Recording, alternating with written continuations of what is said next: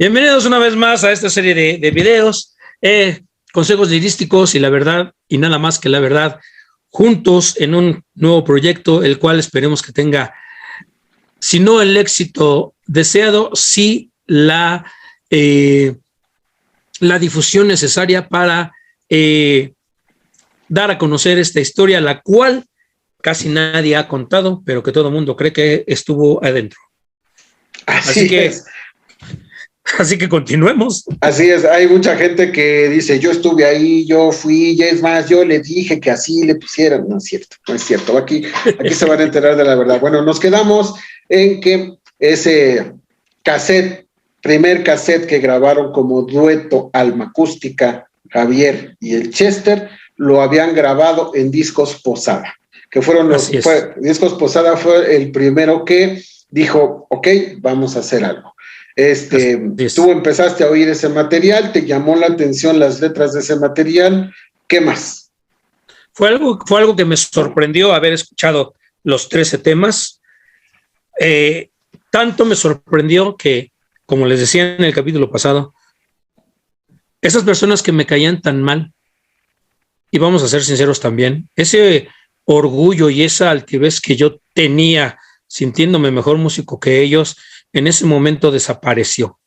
Tanto que al otro día, calculando yo más o menos la hora en la que ellos llegaban y ya estaban, que ya era seguro que estaban ahí trabajando, fui y me aposté en el Metro Revolución para esperarlos llegar, y en el momento preciso en el que llegaron, lo único que le dije al vampiro fue: ¿cuándo y dónde son los ensayos? Y me dijo: nos vemos en Tacuba a las 4 de la tarde. Y al 5 para las 4 yo ya estaba ahí en Tacuba esperando a que llegara el vampiro para ir a ensayar con mi bajo acústico. Ya obviamente ya encordado, ya arreglado, ya bien bonito, que si alguno de ustedes quiere saber cómo es el bajo acústico, ese con el que empezamos, con solo ver la portada del disco Andén Acústico, no, la contraportada, la parte de atrás del disco de Andén Acústico, van a ver una foto donde estamos ya los cuatro, mi hermano, el vampiro, el Chester y yo tengo el bajo acústico tomado de la mano. Ese bajo fue el que empezó todo el show. Confieso la situación, yo no sabía tocar el bajo. Yo nunca había tocado el bajo, yo simplemente lo había arreglado y le había ahí dado unas ondillas ahí, pero la verdad es que yo nunca había tocado el bajo. Esa es la verdad. Pero cuando llego allá y veo que era lo mismo ensayar en su casa del vampiro que ensayar en el metro, porque eran los mismos dos, sin micrófonos, sin amplificadores. El Chester, para aquellos que no lo saben, el Chester manejaba su guitarra acústica conectada con unas cositas que se llaman transductores eléctricos, que normalmente cuando tú las compras son un tipo de como de pastillas, literal como pastillas de chicles, como si fueran unos chiclets, unos rectangulitos así cuadrados que se pegaban en el puente, en la madera de la guitarra, y de ahí se iban a lo que era el conector del jack, y de ahí el Chester conectaba su guitarra a un amplificador mini Marshall, que a la fecha creo que todavía por ahí deben de existir y tienen una cotización muy alta en precio, son algo caros ya hoy día. El Chester sí, trabajó mucho tiempo con eso, con un mini amplificador Marshall de 3 watts de salida. Entonces él lo que hacía era que usaba el transductor eléctrico, y muchas veces, porque obviamente con el trabajo, andar arriba y abajo del metro, pues esas cosas se desconectaban, se desprendían, se rompía el cable. Y el Chester muy hábilmente hacía sus transductores eléctricos con las tarjetas musicales de Navidad, de esas románticas que abres y suena la musiquita, que tienen una pastillita que viene adentro, metálica, la pastillita que viene adentro, lo que suena de la tarjeta musical, y los pegaba, no me lo van a creer, los pegaba a la guitarra con la brea el pegamento que traían las botellas de Presidente. No sé si lo recuerden. Bueno, las botellas de Presidente traían en el cuello de la botella como una corbatita. Un escudito con corbatita. Un escudito pegado a la botella. Es que no sé cómo se le puede llamar. Era como una cera, era un pegamento, el cual obviamente tú lo retirabas, lo calentabas y lo podías volver a pegar en cualquier otro lado. Eso hacía el Chester. Quitaba ese pegamento de la botella de Presidente y se lo ponía a la plaquita esa que les digo y conectaba muy hábilmente, lo hacía. La verdad es que yo a la fecha no sé cómo se hace, la verdad, pero él lo sabía hacer muy bien y eso era lo que le daba el sonido característico a la guitarra del Chester. Entonces llego, los veo que están ensayando ellos solos, sentados, así como si cualquier cosa, y yo, ¿qué voy a hacer aquí? Lo primero que hice fue obviamente que los primeros temas, los que ya estaban grabados, que fue lo primero que empecé a ensayar con ellos, iba yo picando como querían que lo hiciera. Ellos me iban diciendo, mira, aquí puedes hacerle así, asá. Si ponen mucha atención, en algunas canciones de esa cinta, o quienes ya tengan lo que es andén acústico, el disco, si ponen mucha atención, en algunas canciones se escucha un bajo que hizo el Chester con esa misma guitarra, con las cuerdas aflojadas a manera de que se oyeran todavía más graves. Y entonces el Chester grabó el bajo de lo que es el acústico o la cinta de alma acústica. Pero no se oyen todas, se oyen nada más en algunas. Y ahí fue donde aprendí a escuchar el bajo, porque yo no sabía escuchar el bajo. Yo no escuchaba el bajo. Y entonces el Chester me dijo, no, es que mira, yo así le hice, así, óyelo. Y ya lo oí y todo. Ahora, ¿cómo fue que empecé a bajear? ¿Cómo fue que empecé a meterle yo lo mío al bajo? Bueno, a eso se le llaman influencias. Desde muy pequeño yo escuchaba Beatles, yo escuchaba Dire Straits, yo escuchaba algo de los Doors, yo escuchaba algo de los Rolling Stones, pero siempre lo que más me gustó fue cómo sonaba el bajo cuando ya aprendí a escuchar el bajo. Siempre me gustó cómo sonaba el bajo de la canción Los Sultanes del Swing de Dire Straits. Si ustedes se fijan, exactamente de la misma manera que ese bajista toca Los Sultanes del Swing, casi todos mis bajeos de los primeros discos son así.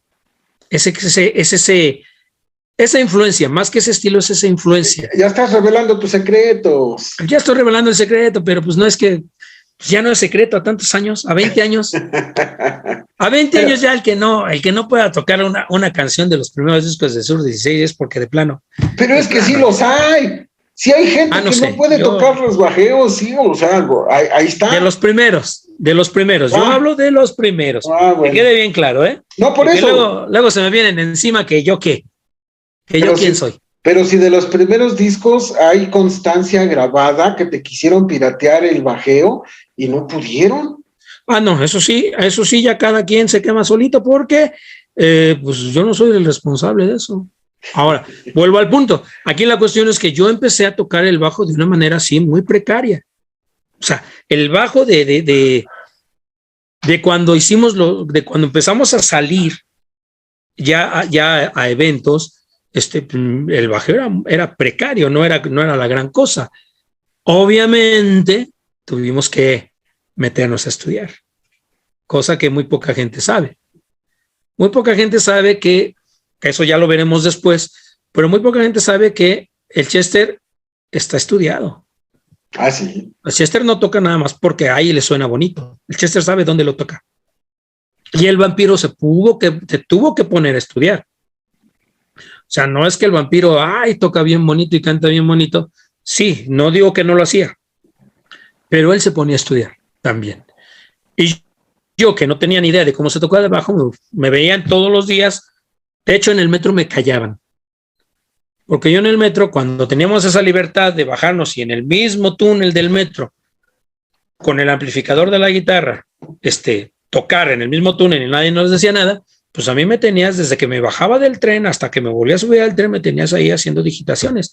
Y la misma banda del metro me decía, ya cállate, ya nos tienes hasta el gorro. Y obviamente yo no me callaba. Y cuando ya tuvimos la oportunidad de hacer una grabación formal, pues todo el mundo decía, ay, oye, ¿cómo le haces aquí? No, pues ahora no te digo. O sea, bien dicen que la mula no era risca, pero los palos le hicieron. Entonces, así fue como yo llegué a Sur 16. El vampiro me habló, me dijo, éntrale a mi banda, si no me quieres vender tu bajo, órale. Me cautivó tanto la música que dije, va, y fue como entré a ensayar con ellos. Estuvimos ensayando no sé cuánto tiempo, creo 3 semanas, algo así.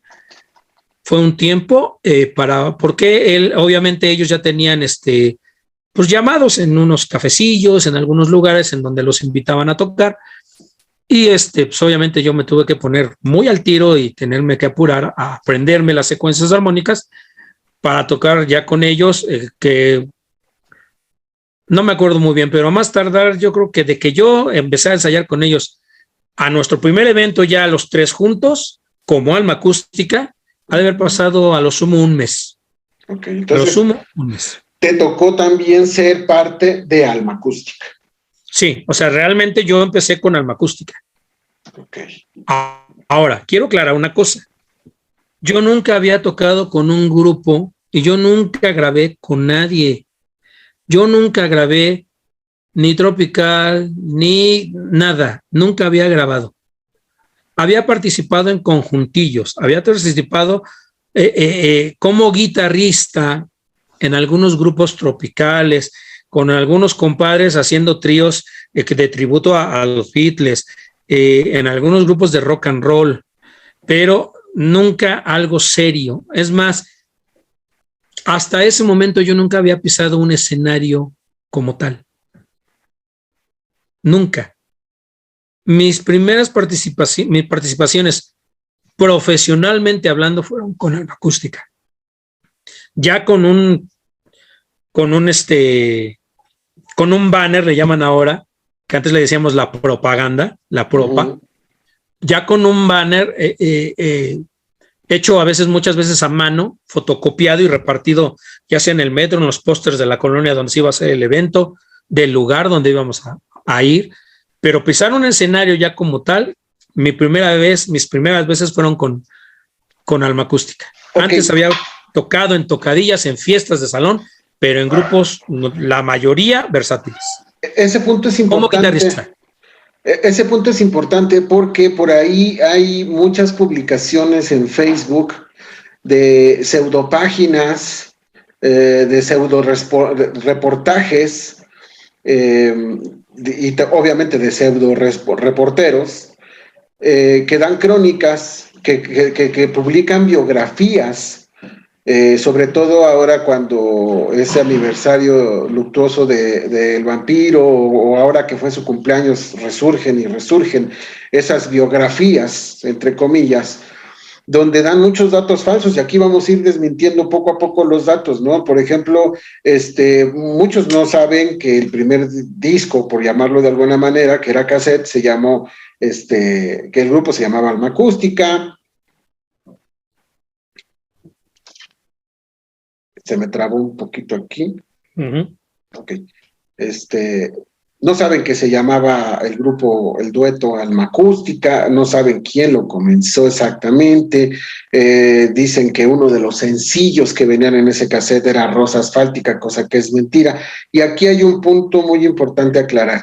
Esas páginas dicen que tú ya habías participado con diferentes grupos de rock, que habías tocado con Interpuesto y con otras 3 o 4 bandas, que tú ya tenías una carrera como bajista y que ya habías tocado en 3 o 4 bandas antes de que ellos te llamaran a formar parte de Sur 16, que también es un dato incorrecto. Te llamaron a formar parte de Alma Acústica. De Alma Acústica, sí. Además de que yo no conocía el rock nacional, como en aquellos entonces se le llamaba, y no conocía a nadie del rock nacional. A la única persona que yo conocía que participaba en el rock nacional fue a David Garnica, el compositor original de la canción La historia de un minuto, que grabó Interpuesto. Pero yo nunca participé porque yo no conocía el género rock nacional, no lo conocía. Yo tocaba Beatles, rock and roll de los 60s, en español, en inglés. Llegué a echarme así mis palomazos con David Garnica en el metro, tocando en los vagones, en algunas marisquerías de por allá ¿cómo se llama? De San Pedro de los Pinos.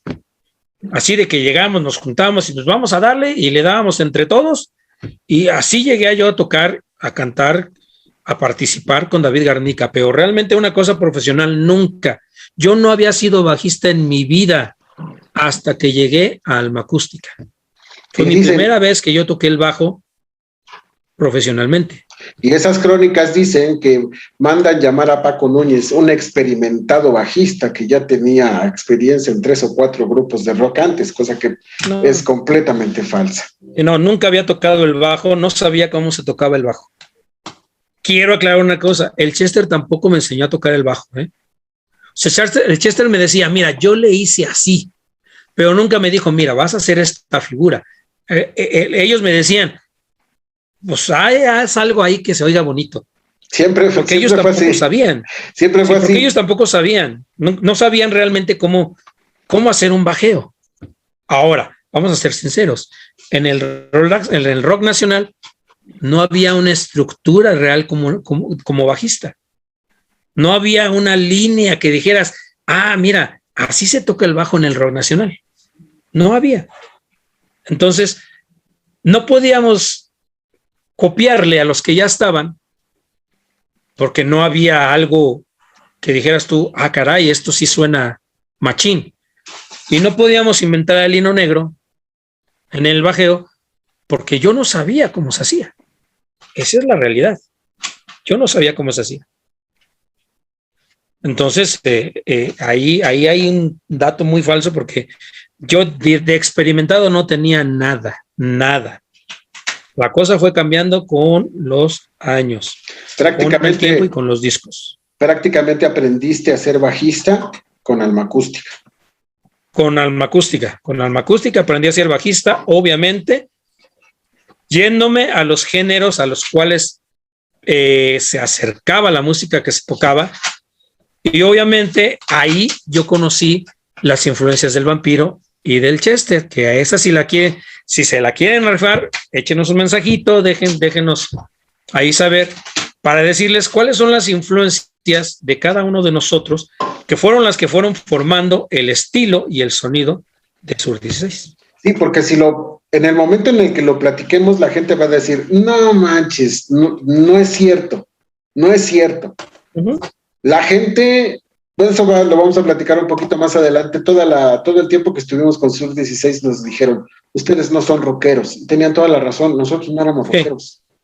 Sí, definitivamente nosotros no veníamos, yo no conocía, en 1998 yo no sabía quién era el Aragán, yo no sabía quién era el Iran Roll, mucho menos la banda Bostik. Había oído de niño, como a los 10, 11 años, una canción que se llamaba México 68, que cantaban unos rockeros, banda Bostik, pero la verdad es que ni la canción me sabía.